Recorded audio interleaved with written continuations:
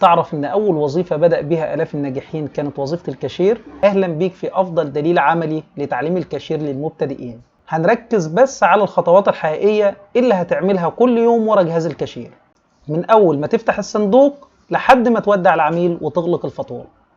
هنتعلم مع بعض كيف تستقبل العميل بثقة، كيف تمسح المنتجات وتدخل الخصومات، كيف تتعامل مع النقد والكارت من غير أخطاء، وحتى كيف تخرج من موقف صعب بابتسامة.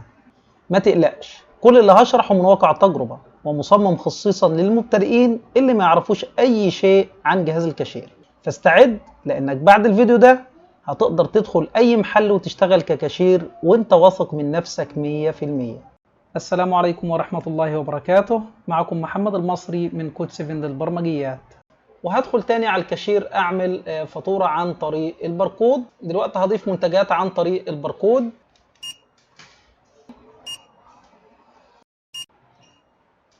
دلوقتي انا ضفت المنتجات اللي عندي، هبدأ اضغط مثلا دفع سريع واعمل طباعة.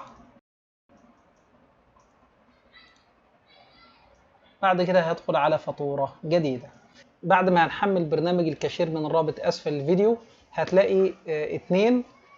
طبعا في انواع باركود، نوعين من انواع الباركود، في واحد هيظبط معك، لو ما ظبطش معك حمل التاني. انا هحط الاتنين ان شاء الله في اسفل الفيديو. هنشتغل على واحد فيهم حاليا، كاشير مع باركود. هنفتح، هنلاقي الملفات دي هنشغل من ملف الرن. طبعا في ناس بتشغل من الملف ده بيطلب باسورد، لا انت تشغل من ملف الرن على طول. شغل من ملف الرن. هيبدأ يقول لي تفعيل النسخة التجريبية.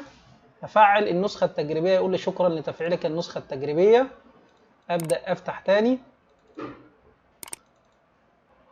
فتح البرنامج معايا بالشكل اللي حضراتكم شايفينه.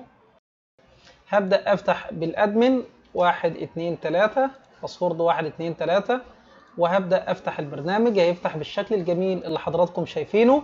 طبعا البرنامج متاح فيه كاشير، مشتريات، وفي ادخال اصناف، في مصروفات، في تقارير مصروفات، في موظفين، في تقارير موظفين، في جميع اللي حضراتكم هتحتاجوه. طبعا اول حاجه هعملها في البرنامج هبدا اضغط على اعدادات البرنامج واسمي الشركه بتاعتي واحط ارقام للتواصل اللي هتظهر على الفاتوره. هبدا ادخل على الكاشير وشاشه بسيطه جدا فقط هقرأ الباركود هيجيب معايا الأصناف. طيب دلوقتي الأصناف اللي عندي كام صنف؟ أنا ممكن أشتغل بالباركود وممكن أشتغل باختيار الصنف أو كتابة الصنف. يعني ممكن أكتب مثلا زيت، مثلا أرمل الطبخ ده، فهيروح جايب معايا الزيت، هيجيب لي الكمية واحد وهيجيب لي السعر. لو أنا محتاج أعمل كمية أكتر من واحد بضغط بس على الكمية وأضغط الكمية اللي محتاجها واضغط تم، هيحدث معايا الكمية ويحدث كمان السعر في الإجمالي الخاص بالفاتورة. طبعا هنا جايب لي الضريبة، قيمة الضريبة، وجايب لي الإجمالي مع الضريبة، لأن احنا مفعلين زي ما قلنا في إعدادات البرنامج الضريبة. ممكن لو لغينا تفعيل الضريبة الاتنين دول هيختفوا وهيجيب لي فقط الإجمالي النهائي. لكن احنا دلوقتي شغالين بنظام الضريبة فهنشوف. في طبعا ممكن اختار أصناف تانية.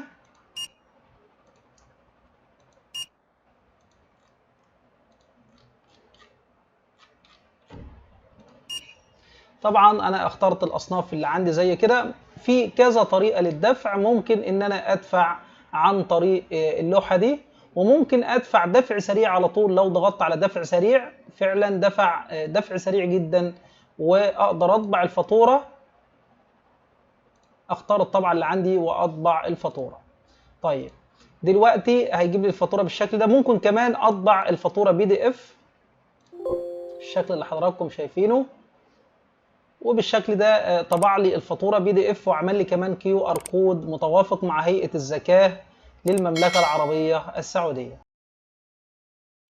ودلوقتي هندخل على شاشه الكاشير الجميله ونبدا نعمل فاتوره. الموضوع سهل جدا، بمجرد ما بتضغط على الصنف بينزل الصنف والكميه واحد والسعر اللي انت مخزنه قبل كده. طبعا ممكن اغير الكميه، لو ضغطت على الواحد ده ممكن اكتب الكميه اللي انا عايزها. انا مثلا عايز اعمل 3، واضغط تم، تغيرت الكمية وتغير الإجمالي تحت في الفاتورة.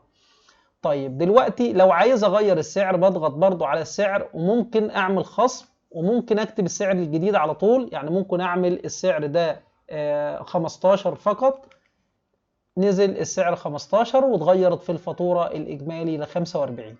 طيب كده ممتاز. أبدأ أضغط على المنتجات اللي أنا عايزها تنزل في الفاتورة كلها. زي ما حضراتكم شايفين بتنزل المنتجات أو الأصناف. بضغط على الكميات اللي أنا عايز أعدلها. سهل جدا عندي إن أنا أعدل أي كمية بضغطة زر، وطبعا أقدر أعدل جميع الأسعار. طيب دلوقتي لو أنا نزلت صنف بالخطأ ممكن أحذفه، يعني الليمون نعناع ده ممكن أحذفه، فبقف على اسمه كده بيجيب لي اسمه تحت هنا جنب كلمة حذف صنف. طالما جاب الكلمة الخاصة بيه تحت هنا أقدر دلوقتي أدوس حذف، يتحذف معايا فعلا من المنتجات أو الأصناف الخاصة بالفاتورة. يعني كده 6 أصناف فقط. لو عايز أحذف قهوة الزعفران بضغط عليها بتنزل تحت، بحذف قهوة الزعفران، اتحذفت وبقى 5 أصناف فقط. طيب الإجمالي دلوقتي برضو تعدل ل 165. دلوقتي عايزين ندفع الفاتورة دي. طيب لو جيت ادفع الفاتوره في طرق كتيره جدا للدفع. ممكن ادفع دفع سريع نقدي، ولو ضغطت دفع سريع نقدي الفاتوره اتحولت لنقدي، والدفع فعلا المدفوع بالكامل 165 والباقي صفر.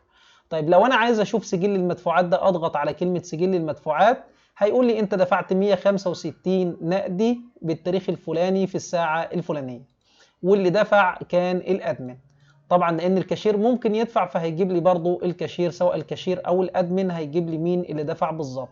لو انا عايز اتراجع عن الدفع ده بضغط برضو على سجل المدفوعات دي، وبضغط فقط على كلمة حذف. هيقول لي سيتم التراجع عن دفع مبلغ 165 جنيه. طبعا هضغط نعم واخرج. اصبحت الفاتورة غير مدفوعة، واصبح المتبقي المبلغ الكامل والمدفوع صفر. طيب دلوقتي تعالوا نشوف طرق الدفع الكاملة الجميلة جدا في البرنامج. بضغط فقط على كلمة خيارات الدفع، بيجيب لي هنا قيمة الفاتورة والمدفوع والمتبقي وسجل المدفوعات، وبيجيب لي المبلغ المطلوب دفعه حاليا. طبعا بيجيب لي طرق دفع زي ما حضراتكم شايفين، نقدي او فيزا او تحويل او آجل. لو ضغطت على كلمة نقدي هيجيب لي المبلغ بالكامل علشان ما اقعدش اكتب المبلغ. طب لو انا محتاج اكتب مبلغ اقل بكتب مبلغ اقل. يعني لو انا عايز اكتب 20 جنيه فقط تلقائي كتب لي ان الدفع هيكون جزئي. هعمل اظهار للباسورد اهو 1 2 3 وهضغط دخول. هيفتح معايا بالشاشة الجميلة اللي حضراتكم شايفينها.